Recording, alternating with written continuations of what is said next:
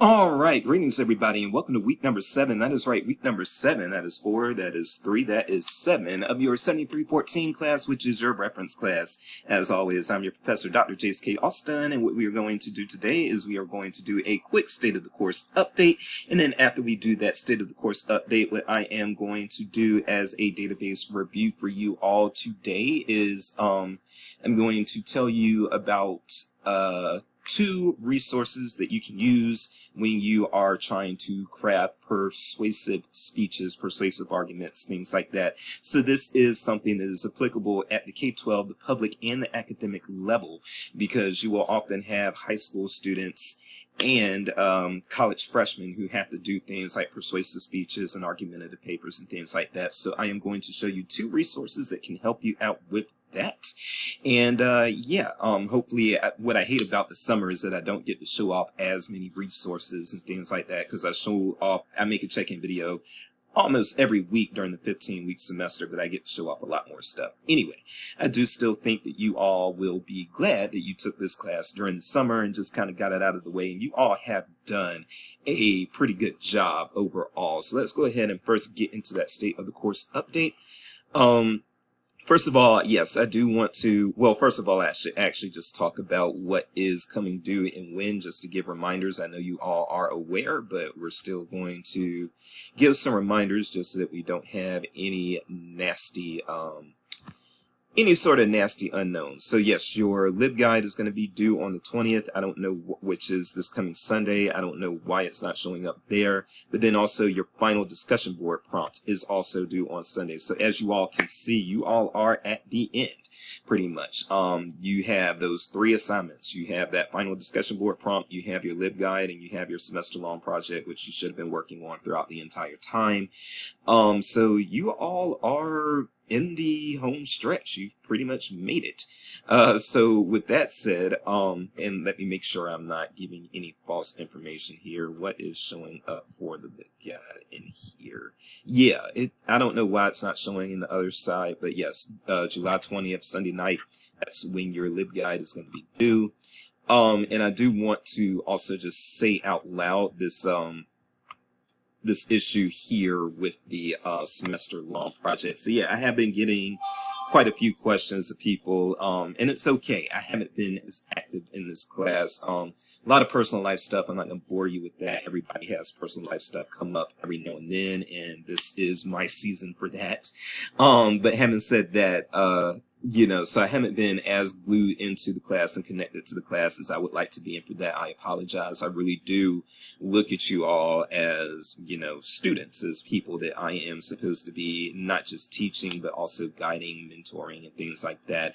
And so if my presence in the class hasn't felt as full as I really wanted it to be, I apologize. I have gotten, I wouldn't say completely caught up with the discussion board grading, but I put a good dent in it last week. So now I just have to grade discussion boards 2 and 7, and I'll be grading your Wikipedia edit papers throughout the week as I can. But please also know, again, I'm working 2 jobs, and then I'm also with my daughter during the day, but thankfully she's asleep right now.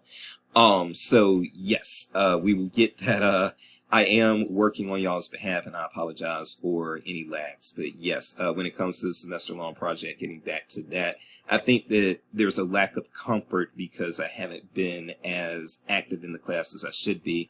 And if there is a lack of comfort, then I do just want you to know that yes, what I'm looking for with the semester-long project is for you all to just answer the question, okay?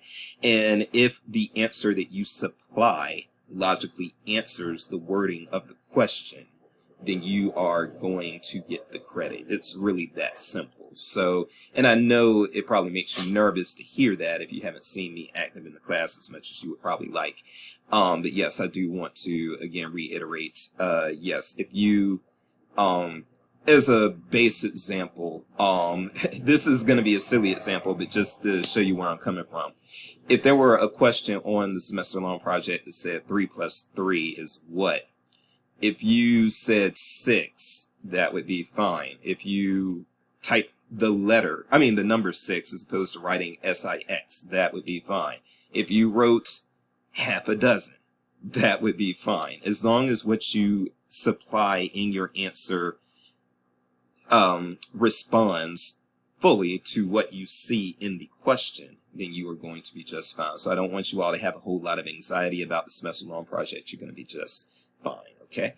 And I think that's pretty much it. Again, if you need anything like source type recommendations, and I've already had 2 of those. I'm glad you all are taking me up on that. As you're doing the LibGuide, for instance, if you can't find a governmental source or a biographical source or a geographic source that you think I would accept on the topic that you've chosen, just reach out to me and I will work with you. Okay.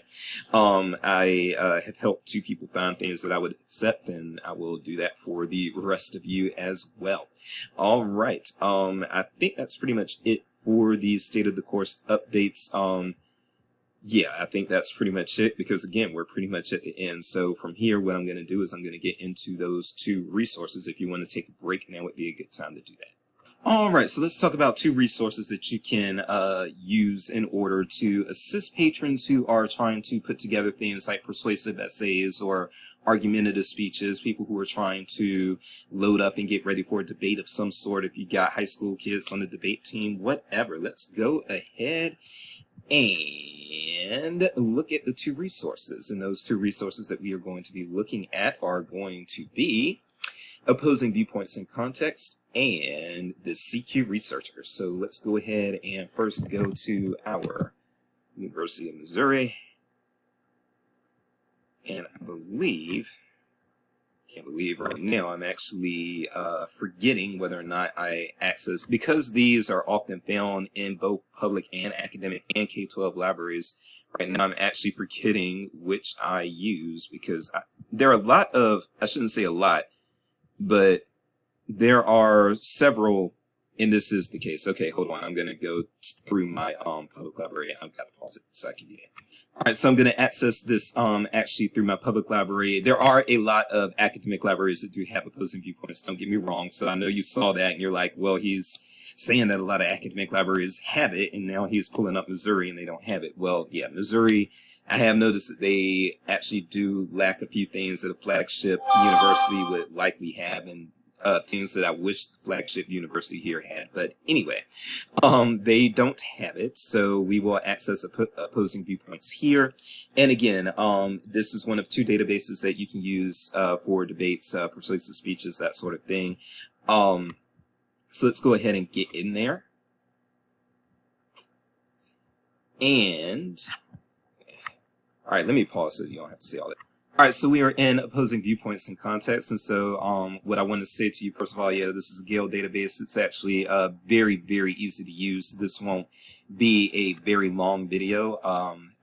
Sped up, well, it'll be 25 minutes, probably unsped, and sped up even shorter, which you all are working on LibGuides and semester-long projects in the condensed semester. So I do realize that you probably do want to have a shorter check-in video if you are watching these, okay? So, the thing that I actually do recommend, you've got the search and the advanced search, but really when it comes to using this database, I actually recommend the browse feature, the browse issues feature, which you will find over here. And what you'll see is you can come here and you will see that they have a listing of so many, like, dozens, I don't even know how many, but dozens of controversial and hot topic issues. You will see that when you go to browse issues, you will be taken to this listing. So of course you get the things that you always know are going to be there, the things like abortion, the death penalty is there somewhere, capital punishment, there you go. But you've got some of the things that aren't talked about quite as much. You got things like homeschooling, historically black colleges and universities, social justice, South Korea, social media.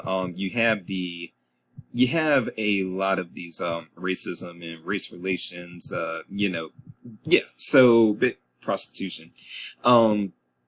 Basically, I'm saying all that to say you have the hot button issues. You have the things that a lot of people will tend to write persuasive speeches about. And so I am actually going to pick one of these, and I'm going to try to pick one that will probably be the least triggering to you all, or one of the lesser triggering ones to you all. Fast food is probably one of those. Even people who are big fans of fast food, they don't tend to get emotional if you diss fast food. You know what I'm saying? So yeah, this might be a good one to go into or something like that.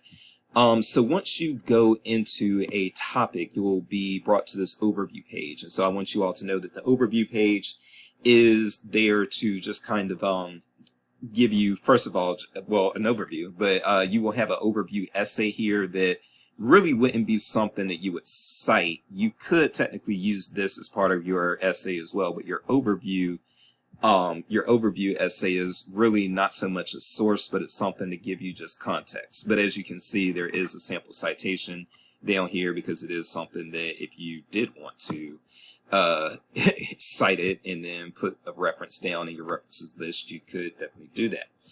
All right, so the thing is, once you scroll down past the overview essay, this is where you make the money.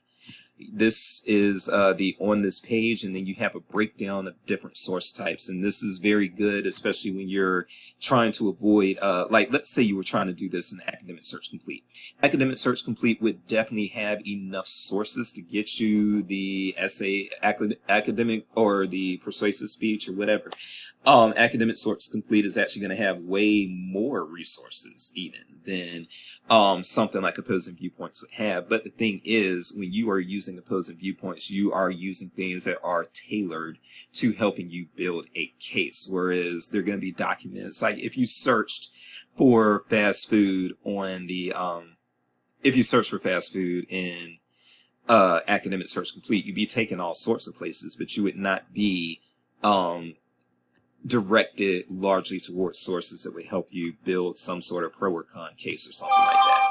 So that is why you should lean into this database. And so these source breakdowns, they become very, very useful. So you have featured viewpoints, 14 essays, and featured viewpoints are and viewpoints. These are all opinionated essays, like op-ed type essays, and what they do is they will take that pro or that con stance, and you can use these in order to, you can take the pros and incorporate those, you can incorporate those pros in what you're doing, and then for those cons, like if you see an essay that is against the position that you are taking, then you can use those con essays to say, okay, these are the types of arguments that they're going to come against me with, so let me plan for these arguments in advance.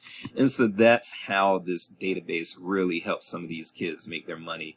Well, not make their money, but, you know, win their debates or, you know, dazzle their professors or something with their brilliant, brilliant viewpoints, okay? And then you have other types of source types as well. You'll have magazines, you'll have academic journals, you'll have videos. Everything pretty much has a lot of news clippings and that sort of thing. But you will have other things here and there. Stats, you won't see stats on everything, and a lot of times the stats are like mega out of date. But still, stats can be useful, and sometimes you get lucky and find a really good stat. Websites that can help build your case, audio, video reference. But the thing is also, when you find something, and a lot of times when you are doing, when you're trying to do persuasive things, you are probably going to hone in on the magazines a lot of the times first. The academic journals, a lot of times the stuff that they are presenting is still going to be a lot longer, a lot more robust, have a lot more information, and not really get to arguments that quickly. Whereas magazines, a lot of times they are written for tight space. And if they're written for tight space, then that means that you're going to get those good arguments probably toward the beginning, or at least without having to read a whole heck of a lot. So let's say that I was wanting to focus on my magazine sources. I could click magazines. You can sort by relevance, date, document title, or content level. Document title would be alphabetical. And what you can do here, another great thing about this is, unlike Academic Search Complete, which you all saw, everything here is going to have the full text in the database. So fast food slows down. I don't necessarily like that one, but let me find, well, they're all kind of short. Okay, I'll just go with that one then. The 850 words isn't really that short compared to some of these others. fast food slows down. So once you click it, you'll get a Lexile number. The Lexile number is something that helps you determine whether or not it is appropriate for a particular grade level. You'll have the content level does the same thing, but instead of grade level, it's more so reading level with content level and that sort of thing. You'll have your standard typical options where you can email it to yourself if you find out that this is something that you read through it and you find out, yes, this is what you want. You can email it to yourself, download it, print it, save it to cloud storages and that sort of thing. And then, yes, you have your sample citations here, but I think you all remember me saying you can only the sample citations that are generated by the computers are only accurate about 80% of the time, so you don't want to rely on those because, again, if you have 10 sources, that means 2 are probably inaccurate. 80% is good in a lot of situations, but 80% with those computers generating those citations, not good, folks, not good. Okay, and I do think that I hate the idea of AI. I hate AI and I don't even use it. I've only used ChatGPT once, and that was to participate in a study. But I will say this, if they start making citation softwares AI based, I would really go for that because, yeah, the current citation softwares and citation builders, they just get things wrong too often. Okay, so yes, you have all that. Now I will go back out here to the home page really quickly. And by the way, like I told you all before, if you really want to master the database, this isn't a tutorial. It's kind of an introduction and to contextualize when you would use the database. But if you actually want to master the database, then by all means, please, please, please get your own practice on it and look at some tutorials about it. The final thing that I want to do is this advanced search here, the final thing with this database, and then we'll go into CQ Researcher, and I'll probably spend about 8 minutes or so in that as well. But with this, I just want to let you all know that yes, you can do the type of advanced search that you would be doing in a lot of these other databases. You don't just have the browser issues, but I don't like the advanced search here that much. But let's say that you were trying to look for something that might not be Percocet. That's what I was looking for. Because let's say you were looking for something that might not have its own topic, like it might not be its own browse issue up here, but it's still something that's going to be a major, a major thing. So Percocet, I would assume, is going to be something that's going to have, well, yeah, it's at least got a lot of magazine and news items. If you were arguing about whether or not, I don't know, outlaw Percocet or something, you might be able to start with your magazine and news items.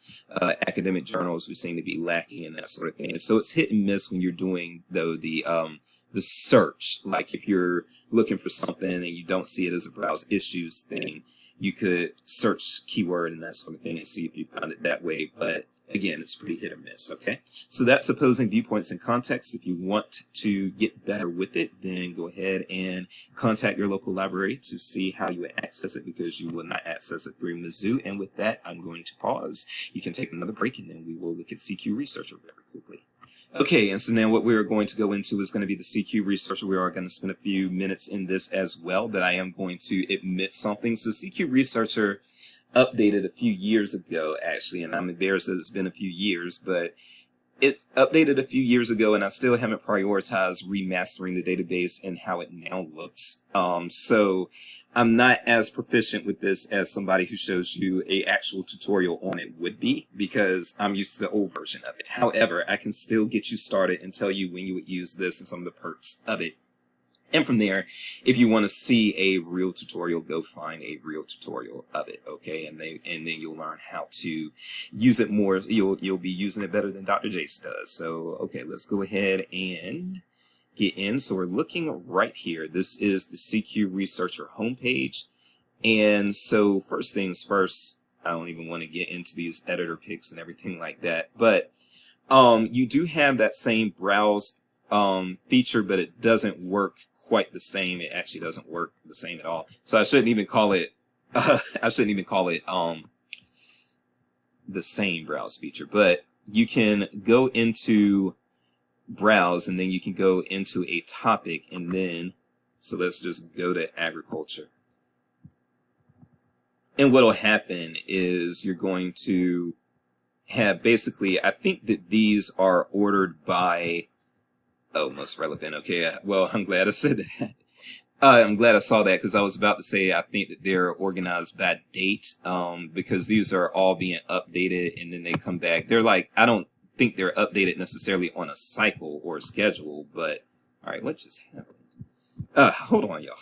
Okay, so yeah, I don't think they're updated on a cycle or something, but I think that new reports come and then as they get more information, update things and stuff like that, this will get replaced with a new report and that sort of thing. I believe that's still how it goes. But let's look at this invasive species one. So, and what we'll do is we'll go to full report. So if you go to full report, what you can do is scroll down, and here is what I want you all to know. Here is the big advantage of CQ Researcher. So now I'm in a report about invasive species. Now you get a lot of information. So on this page, you'll see introduction, overview, and then you can skip back to background information, current situation, outlook. Pro-con is going to be big. So you can scroll down to pro-con, and then you can maximize these, and you can get a short little pro essay, a short little con essay.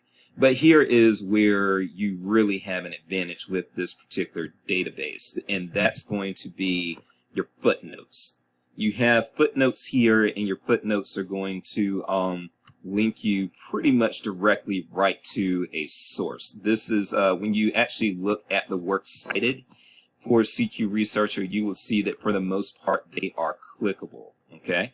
And the reason why this is good is because it can help you build a source list very, very quickly, all right?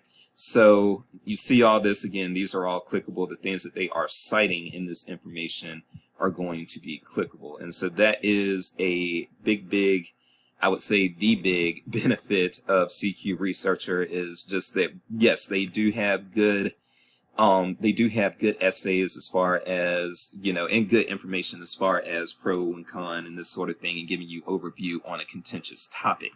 But again, what really strengthens this database is that you will, okay, and now it's just wilding out on me completely. I don't know.